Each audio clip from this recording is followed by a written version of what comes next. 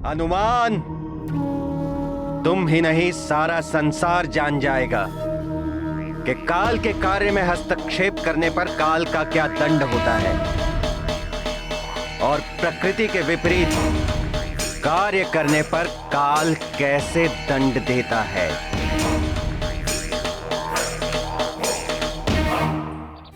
मैं तो माता पिता की सेवा एवं जगत कल्याण के लिए आयु प्राप्त करना चाहता था,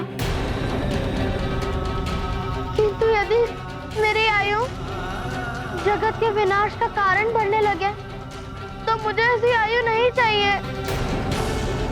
मुझे मृत्यु स्वीकार है।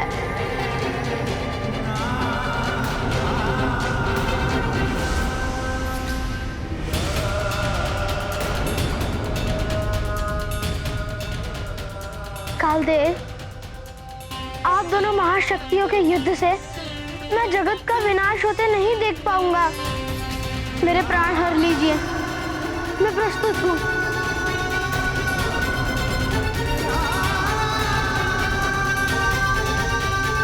नारायण नारायण, पूत के पांव पालने में ही दिखते हैं कालदेव।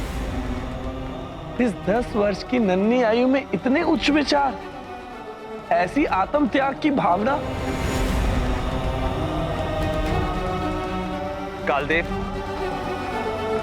देवेश्वर महादेव ने ही आपको कालदेव के पद पर सुशोभित किया। यदि महादेव मार्कंडेय को चिरंजीवी होने का वरदान देना चाहते हैं तो इसमें आपको कोई आपत्ति नहीं होनी चाहिए। जगत कल्याण के लिए यही वरदान दिया गया है। इसे रोककर आप जगत कल्याण के कार्य में बाधा उत्पन्न कर रहे हैं। किंतु यम के नियमों का क्या? यदि आप अपने नियम सर्वोपरि मानते हैं तो मैं प्रस्तुत हूँ। हर लीजिए मेरे प्राण। किंतु मेरे कारण कोई युद्ध नहीं होना चाहिए।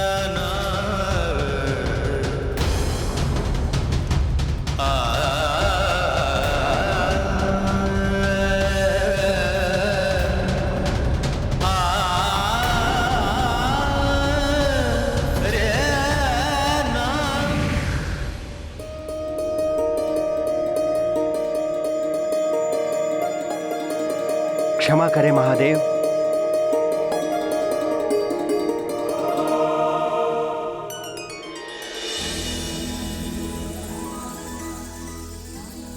आज मार्कंडेय ने मुझे अन्याय करने से रोक लिया।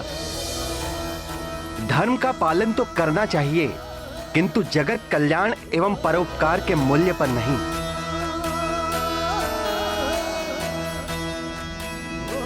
पर पीड़ा से बड़ा कोई अधर्म नहीं है और सुख से बड़ा कोई धर्म नहीं। नारायण नारायण, अंत भला तो सब भला। महादेव, आपका ये वरदान जगत का बहुत बड़ा कल्याण करेगा। महादेव की जय, महादेव की जय, महादेव की जय, महादेव की जय, महादेव की जय। महादेव, आपके भक्त की तेजस्विता एवं आपकी भक्ति की महिमा है जो ये प्रथम बार होने जा रहा है कि काल देव रिक्त हाथ अपने धाम लौटने वाले हैं।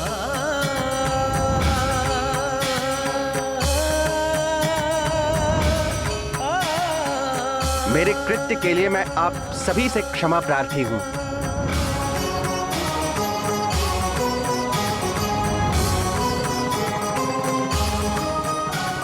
मुझे आज्ञा दे महादेव। प्रणाम।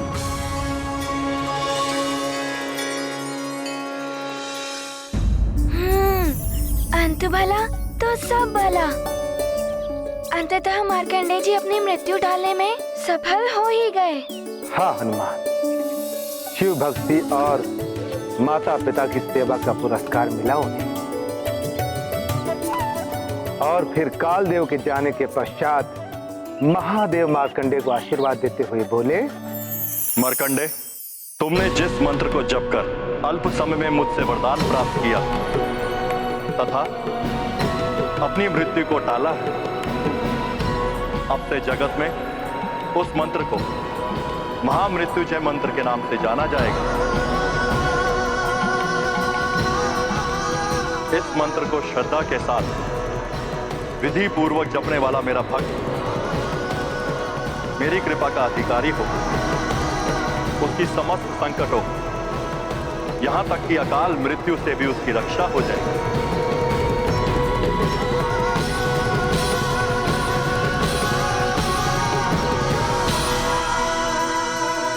हे भोलेनाथ, आपने मुझे जीवन दान देकर मुझ पे बड़ा उपकार किया है।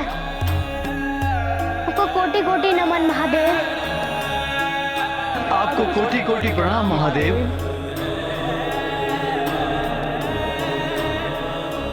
मृत्युंजय महादेव की जय, महाकाल महादेव की जय, जगत हितकारी महादेव की जय। हे प्रभु, आपकी कृपा से अब मैं अपने माता पिता की सेवा भी करूंगा एवं जगत कल्याण के लिए सदा तत्पर रहूंगा। आपकी जय हो भोलेनाथ। आपको कोटि कोटि धन्यवाद प्रभु।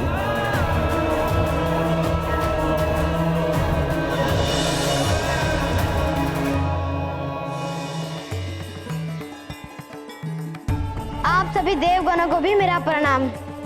तुम्हारा कल्याण हो बस।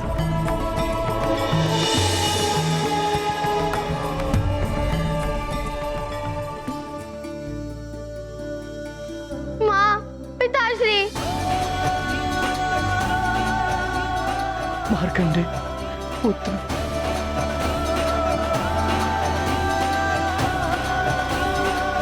तो बालकों, सुनी कथा। मार्कंडे ने सिखाया श्रद्धा और भक्ति के साथ मृत्युंजय मंत्र का जाप किया जाए तो आसन्न मृत्यु को भी टाला जा सकता है। हाँ ऋषिवर, मार्कंडेय जी की ये भक्ति के कारण ही कालदेव को रिक्त हाथ लौटना पड़ा। सत्य है हनुमान, अन्यथा कालदेव कभी नियम नहीं तोड़ते हैं, अपितु नियम तोड़ने वालों को दंड देते हैं। हनुमान को नियम तोड़ने का दंड मैं अवश्य दूंगा। सृष्टि का नियम ही है ये, जैसी करनी वैसी भरनी। तो हनुमान, तुमने क्या सीखा इस कथा से? सीख? हाँ ऋषिवर, मुझे ये सीख मिली कि मनुष्य चाहे तो अपने कर्मों से अपने भाग्य को बदल सकता है। जिस प्रकार मार्कंडेय जी ने अपनी मृत्यु को टाला। हाँ मित्र, सत्य कह रहे हो मित्र। हाँ ऋषिवर, मैं भी मार्कंडेय तीर्थ जाकर महादेव के लिए महामृत्युंजय मंत्र का जाप करूँगा। हाँ मित्र, पूरी श्रद्धा आराधना के साथ पूजा करना। हो सकता है कि मार्कंडेय जी की भांति तुम्हें कालदेव भी दंड के स्थान पर क्षमा प्रदान कर दे। उन्हें मुझे क्षमा प्रदान करनी ही होगी। मैं उस मंत्र का जाप करके मेरे सारे परिवार की संकट से रक्षा करूंगा। किंतु हनुमान, ये तभी संभव होगा जब तुम पूरे परिवार के साथ मार्कंडेय तीर्थ जाकर इस मंत्र का जाप करोगे। और ध्यान रखना पुत्र, कार्तिक मास के अंतिम सोमवार को तुम्हें वहां पहुंचना होगा। यदि कार्तिक मास के अंतिम सोमवार को तुम परिवार के साथ वहां नहीं पहुंच पाए तो तुम्हारी समस्या हल नहीं हो पाएगी। ऋषिवर मतंग, मैं अभी जाकर माँ और पिताश्री को वहाँ जाने के लिए मनाऊंगा। किंतु मेरा आपसे एक निवेदन है। अवश्य हनुमान, कहो। ऋषिवर, आप मेरे उस दुष्स्वप्न और कालदंड के बारे में माँ और पिताश्री को मत बताइएगा, अन्यथा वो बहुत चिंतित हो जाएंगे। तुम इसकी चिंता मत करो हनुमान, किंतु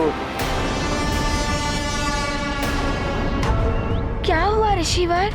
आप कुछ कहते कहते रुक क्यों गए?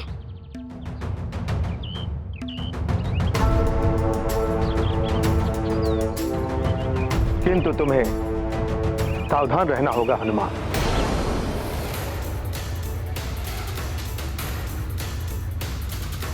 ऋषिवर मतंग, आपका मेरा मार्गदर्शन करने के लिए बहुत बहुत धन्यवाद। मैं सावधान रहूंगा। प्रणाम ऋषिवर। कल्याण हो। ऋषिवर, हमें प्रस्थान करने की आज्ञा दें।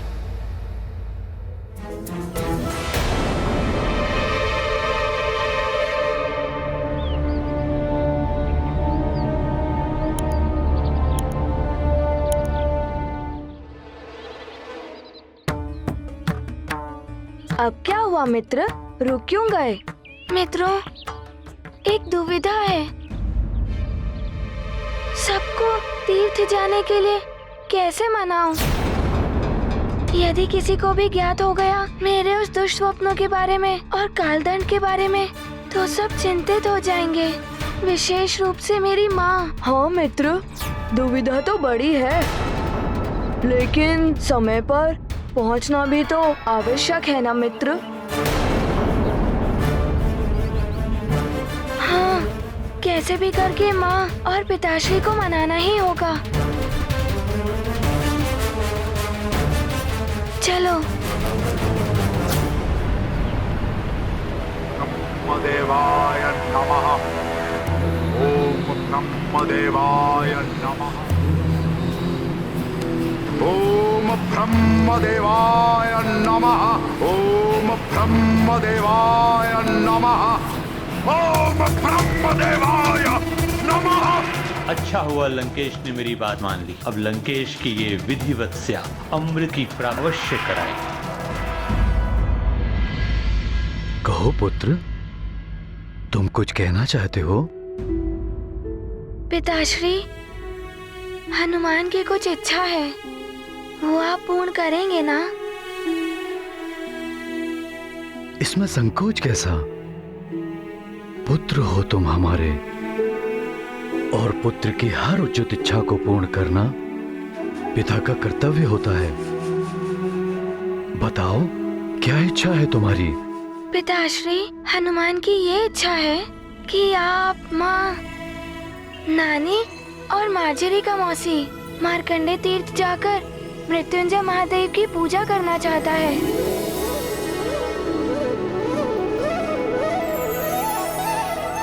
ऋषिवर मतंग के पास गया था मैं, उन्होंने ही ऐसा करने का सुझाव दिया है। आप सब चलेंगे ना मार्कंडे तीर्थ?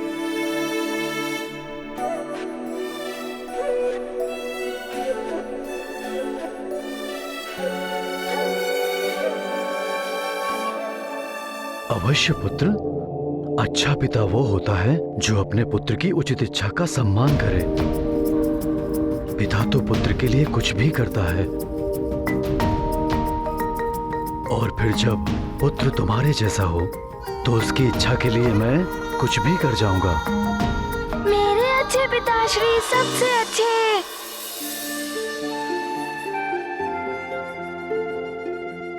हनुमान, तुमने मेरे मन की बात कह दी। मेरी भी बहुत दिनों से इच्छा थी कि तीर्थ यात्रा पर जाऊं सबके साथ। बहुत ही उत्तम सुझाव है हनुमान का। परंतु पिताश्री, हमें वहां जाने के लिए प्रातः काल में ही प्रस्थान करना होगा। ऋषिवर मतंग ने कहा है कि कार्तिक मास के अंतिम सोमवार को हमें वहां पूजा करनी होगी। तुम्हारी इच्छा अवश्य पूर्ण होगी हनुमान। प्रातः काल तक हम सब व्यवस्था कर देंगे जाने की। मतंग ऋषि ने अवश्य ही कुछ सोचकर यह सुझाव दिया होगा। ऋषिवर मतंग सदैव हमारे परिवार के शुभचिंतक रहे हैं। उन जैसे ऋषि हमारे परिवार एवं राज्य के कल्याण के लिए मार्गदर्शन करते रहे हैं। ये तो हमारे लिए सौभाग्य की बात होगी। मैं अभी मंत्री से यात्रा की सारी व्यवस्था करने के लिए कहता हूँ। हम भी मार्ग के लिए भोजन आदि की व्यवस्था करवा लेते हैं। चलो मार्जरी। हाँ माँ, चलिए। हनुमान, मैं भी सबके लिए वस्त्र आदि की पोटिका लगवा देती हूँ। प्रातःकाल होते ही निकलना है ना?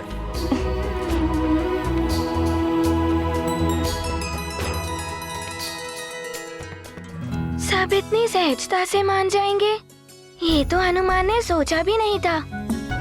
आपका बहुत बहुत धन्यवाद प्रभु। अब तो हमारी यात्रा प्रातः काल को ही आरंभ होगी। प्रभु, आपके कारण हमारे सारे संकट दूर हो जाएंगे। जय हो भोले बाबा की।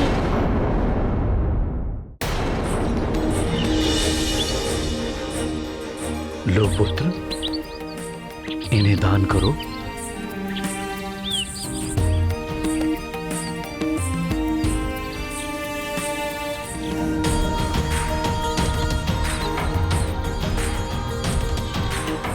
प्रणाम।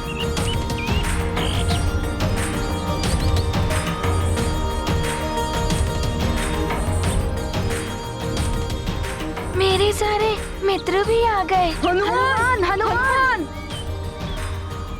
हमें विलंब तो नहीं हुआ मित्र? नहीं मित्रों, तुम सब समय से ही आ गए हो। पिताश्री, आपकी अनुमति हो तो मेरे सारे मित्र भी आ सकते हैं मेरे साथ। हाँ हाँ पुत्र हनुमान, वैसे भी तीर्थ यात्रा बंधु बांधवों के साथ ही पूर्ण करने का विधान है। अब हमें शीघ्र ही निकलना चाहिए, जिससे कि समय रहते हम अपनी यात्रा सफलतापूर्वक पूर्ण कर सकें। संभव है निश्चित समय के भीतर ही मैं ये तीर्थ यात्रा पूर्ण कर लूं।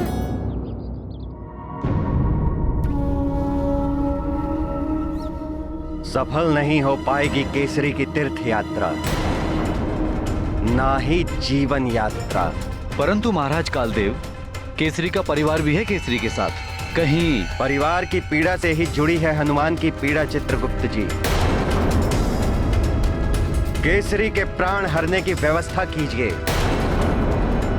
भेजिए यमदूतों को। जी प्रभु। आज्ञा दें ऋषिवर। प्रणाम। कल्याण हो पुत्र। स्वजन हेतु चिंतित हनुमान, महामृत्युंजय तीर्थ प्रयाण। सभी साथ जाते हनुमत के, भाव विभोर नेत्र मारुति के।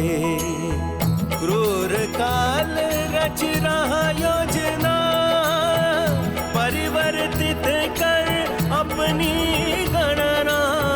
जन्म मरण है जीवन यात्रा, हनुमत कृपा बने जय यात्रा।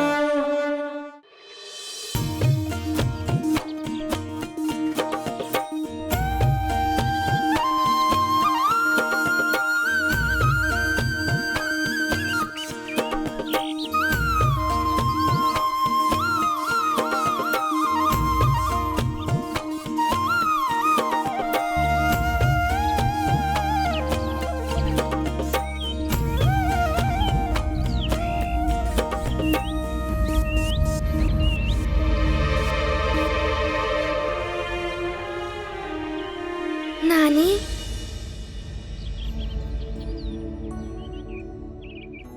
आप क्लांत प्रतीत हो रही हैं। क्या मैं आपको कंधे पर बिठाकर ले चलूं?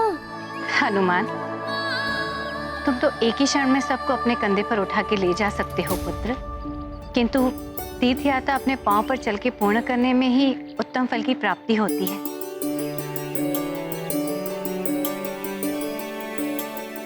अच्छा, आप सब क्लांत प्रतीत हो रहे हैं। क्यों ना कुछ क्षण विश्राम किया जाए? अवश्य पुत्र हनुमान।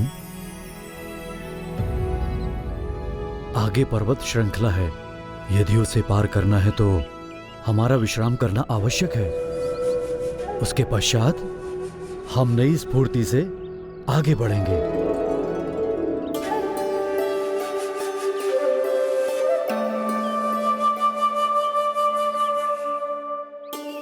किंतु पिताश्री, हमें समय पर यात्रा पूर्ण करने का ध्यान भी रखना होगा। चिंता मत करो पुत्र, सब कुछ समय अनुसार ही होगा।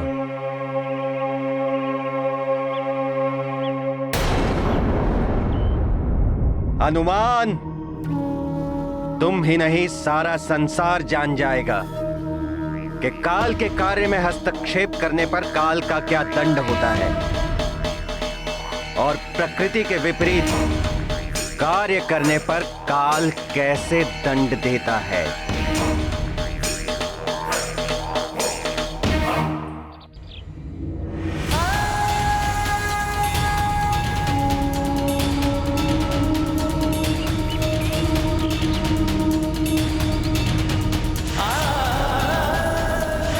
महान ही काल की पहचान। यम के नियम जितने कठोर हैं उतनी ही कठोरता से पालन करवाते हैं कालदेव।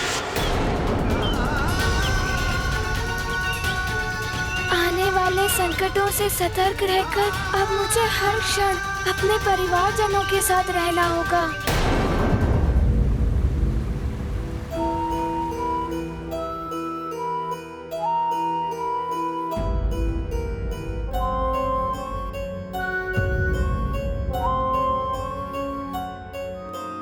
ऋषिवर मतंग ने सावधान रहने को कहा था।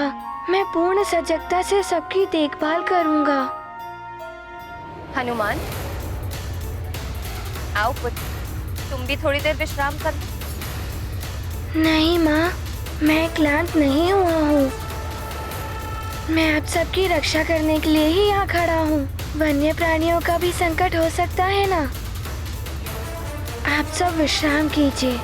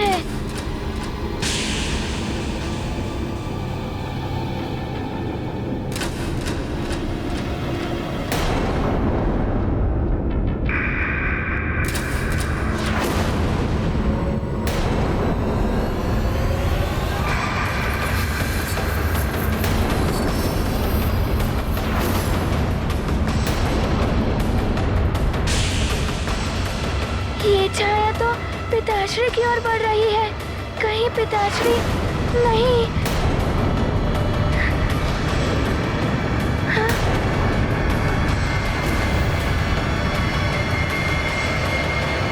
पिताश्री,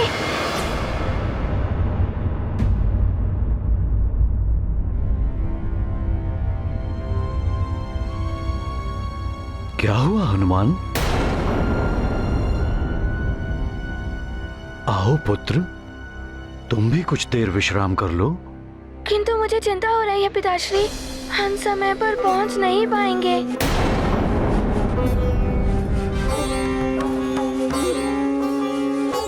चिंता मत करो पुत्र, समय रहते हम लोग पहुंच जाएंगे।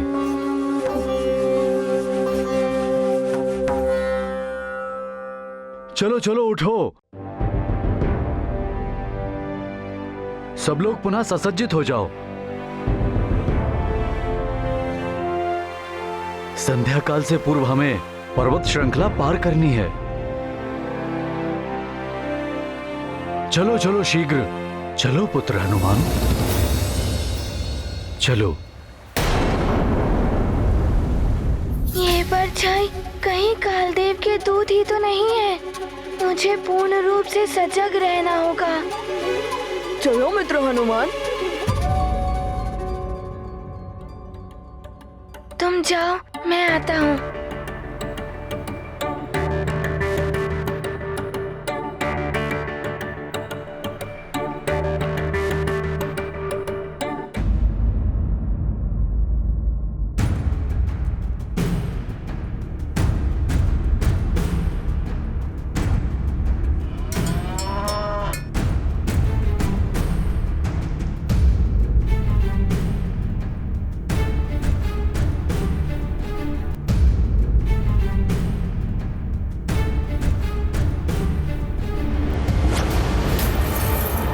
सावधानी से, इस ओर खाई है।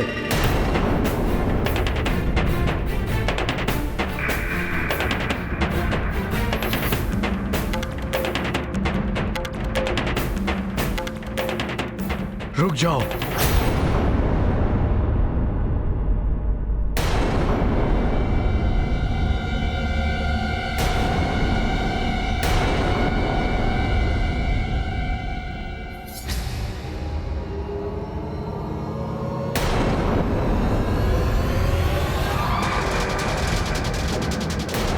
परछाइयाँ पुनः आ गई। ये तो पिताश्री की ओर बढ़ रही है। पिताश्री!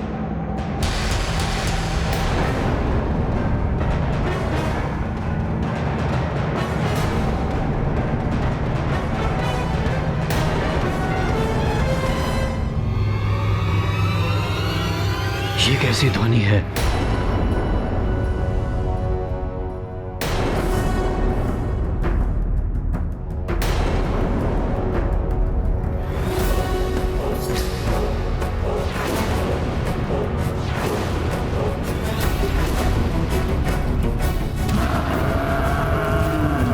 ये क्या? ये तो भैंसों का झुंड भागता हुआ आ रहा है।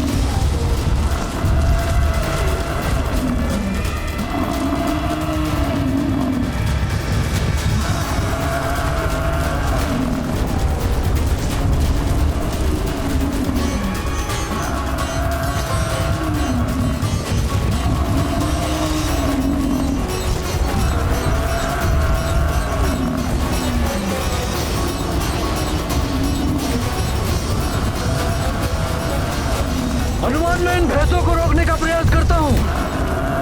तुम सबको रास्ते से हटो। जी पिताश्री। इस ओर आइए सब, और इस ओर सब पीछे हटिए। शीघ्रता कीजिए, पीछे हटिए सब।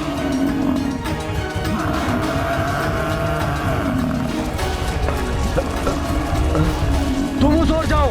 जी महाराज।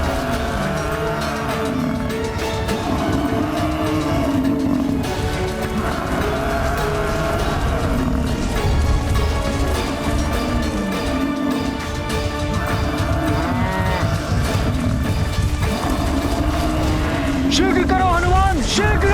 जी पिताश्री।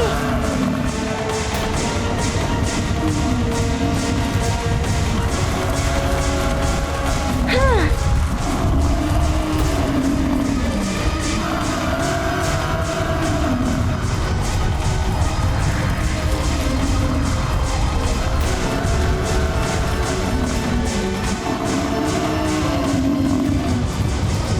स्वामी संभालिए।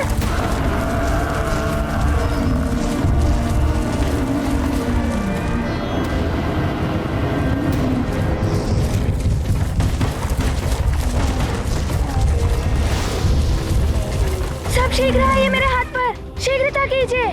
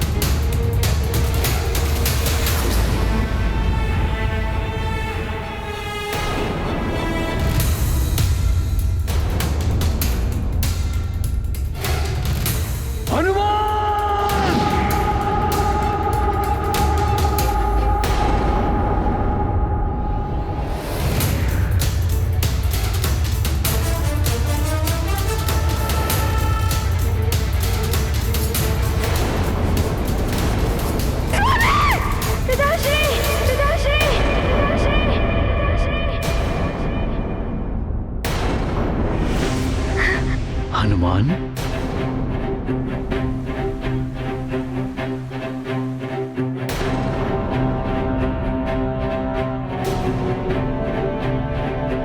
क्या हुआ पुत्र?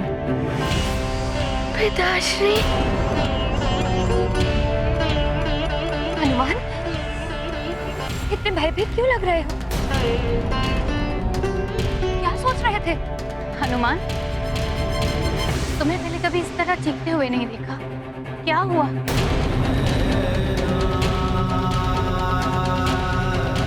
नहीं नानी, कुछ नहीं हुआ, मैं ठीक हूँ।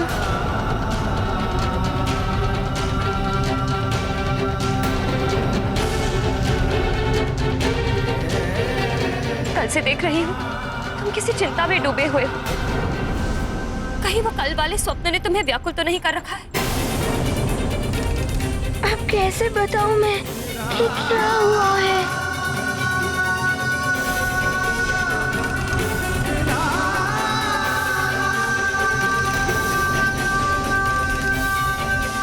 हनुमान,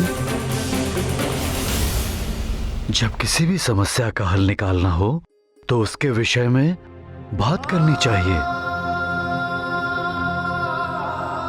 अन्यथा यूं ही व्याकुल रहोगे पुत्र। बोलो, क्या बात है?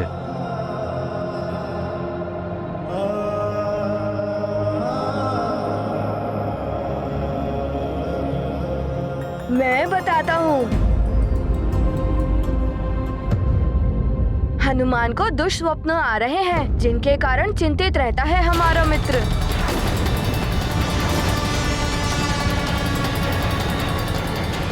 सच सच बताओ पुत्र, क्या दिखाई देता है तुम्हें स्वप्न में?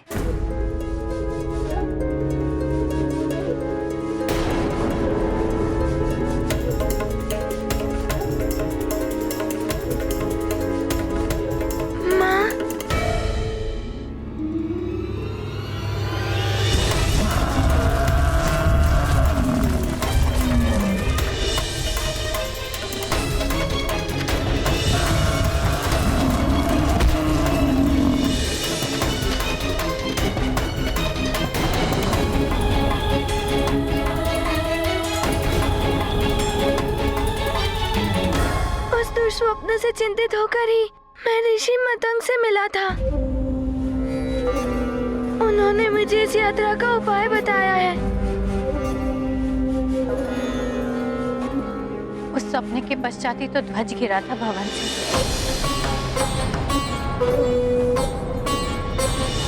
जिससे कि तुमने केसरी जी की जान बचाई थी। ये तो बहुत बड़े अशुभ संकेत हैं। काली छाया एवं भैंसे, ये तो यम के प्रतीक है। हमें और सावधान रहना होगा। ध्वज का गिरना, स्वामी का स्वप्न में चट्टान से गिर जाना, मुझे तो बहुत भय लग रहा है स्वामी। उचित होता कि हम भवन में ही रहते। माँ की बात मानकर यदि सब लौट गए तो परिवार का संकट दूर कैसे होगा? परंतु अंजना, इस तरह तीर्थ यात्रा अधूरी छोड़कर लौटना भी तो अशुभ है। मुझे तो भय लग रहा है स्वामी, न जाने आगे कौन से संकट का सामना करना पड़े। संकट से बचने के लिए यदि मतंग ऋषि ने कोई उपाय बताया था तो उसके पीछे कुछ रहस्य होगा। हाँ पिताश्री, ऋषि मतंग ने बताया था कि यदि हम महामृत्युंजय महादेव के मंदिर में जाएं और उस मंत्र की पूजा करें तो हमारे सारे कष्ट दूर हो जाएंगे। वहाँ जाना ही चाहिए।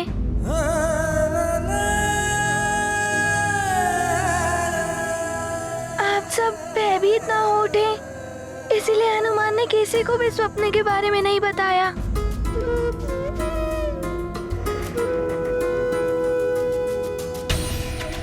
हनुमान की चिंता उचित है, सबका भयभीत होना भी स्वाभाविक है, मुझे ही सबको हतोत्साहित होने से बचाना होगा।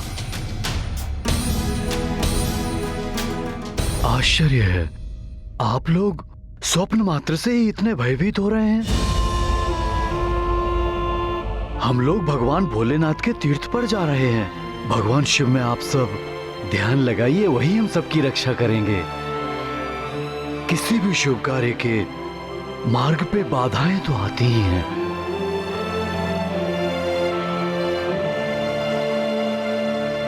जो उन बाधाओं को पार करके निकल जाते हैं, उसे ही शुभ और उत्तम फल की प्राप्ति होती है।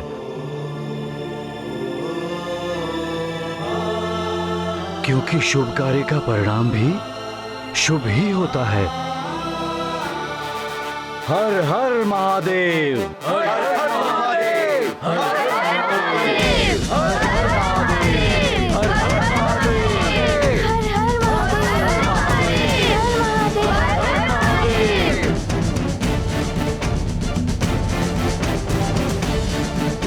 त्याग दो सारा भय, छोड़ दो सारे अशुभ विचार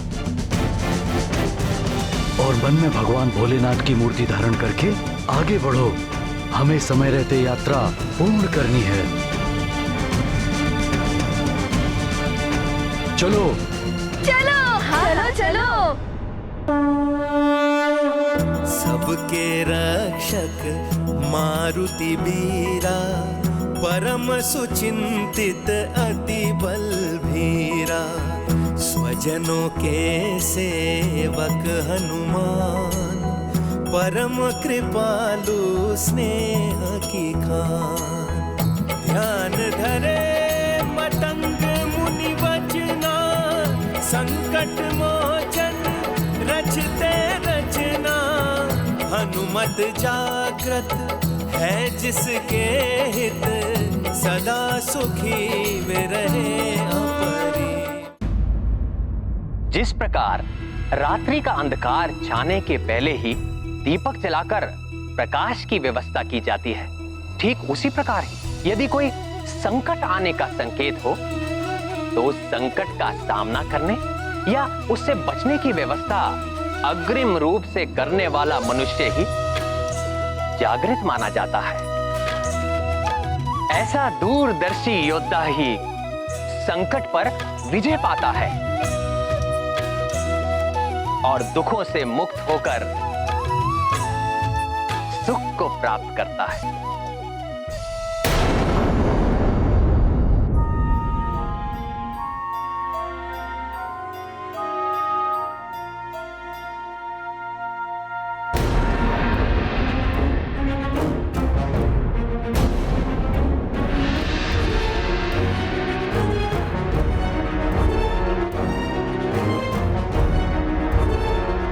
ये मार्ग तो, ये पर्वत, ये मार्ग तो कुछ स्वप्न जैसा ही है। कहीं कुछ हो ना जाए। किंतु यहाँ स्वप्न की भांति पर्वतीय दर्रा एवं खाई नहीं है। हनुमान, क्या हुआ पुत्र? पुनः कुछ सोचने लगे पुत्र? कर्म करने से चिंता मिटती है। चले चलो।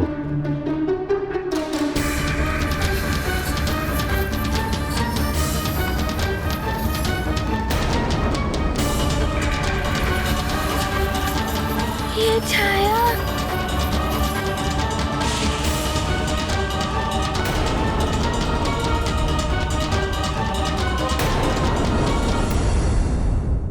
राम भक्त महाबली हनुमान को जानना हो तो चैनल को सब्सक्राइब करें और बेल आइकॉन दबाना न भूलें।